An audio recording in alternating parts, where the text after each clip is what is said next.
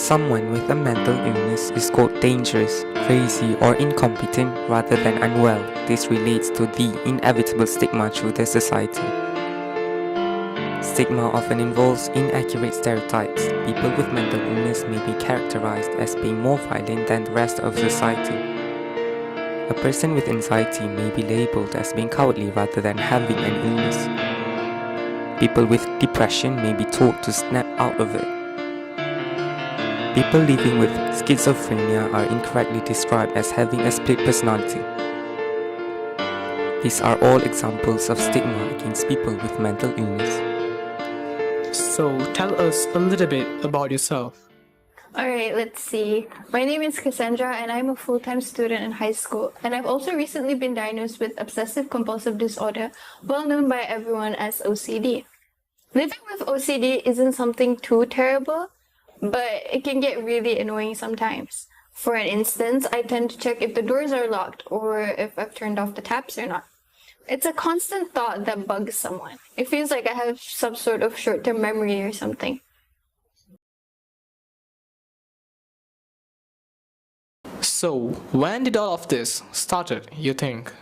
Apparently, it started back when I was 9 years old. My parents saw that I have certain urges to keep things in order. Plus, I do inflict more dominance towards my sister that leads us into fighting. It's not the best quality. How did your friends and family react to it? Were they supportive with the situation or in the contrary? I love how supportive my family was in facing this toil. I'm truly blessed with a great and encouraging family, but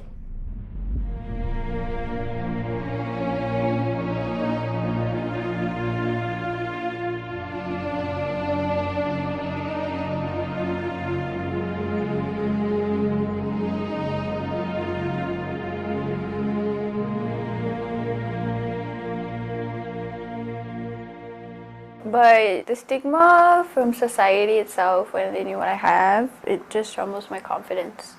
All of it just shatters into pieces, and I hate how that felt.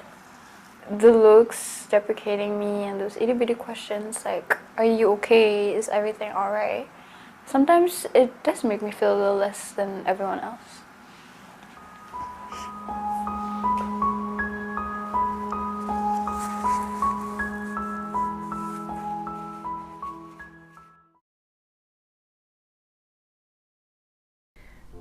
Education plays a vital role in shaping attitudes towards mental health.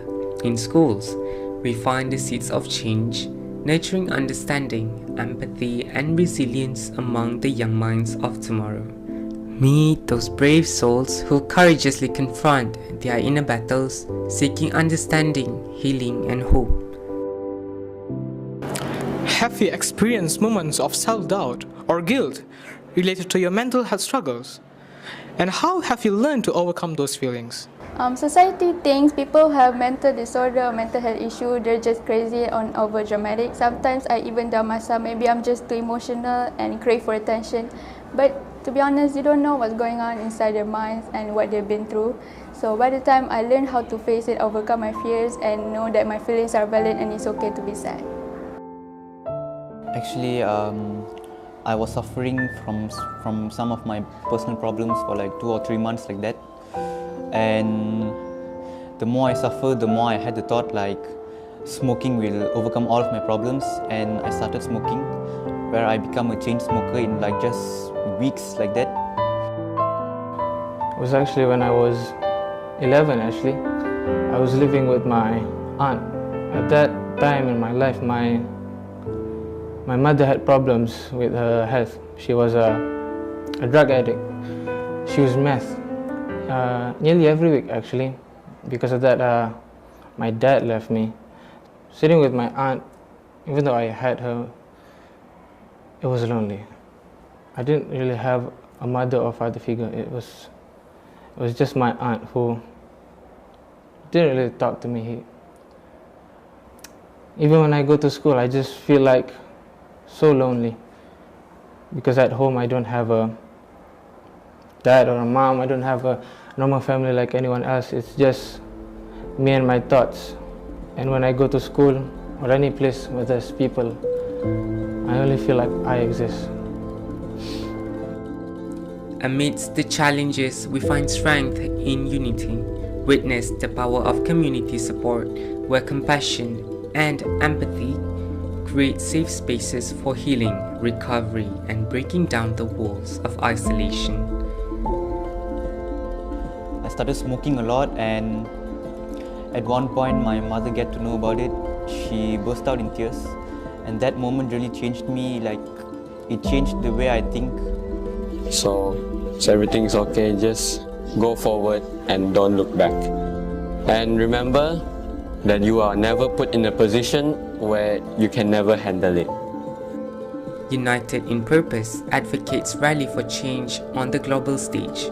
They challenge stigma, demand equitable access to mental health resources, and envision a world where mental well-being is a top priority. As our journey concludes, we realize that mental health is an integral part of the human experience. It does not discriminate, and it takes a collective effort to promote awareness, compassion, and understanding. Together, we can change the narrative on mental health. By definition, loneliness can only be fixed when you have someone else. And I've accepted that for so long now. No matter what.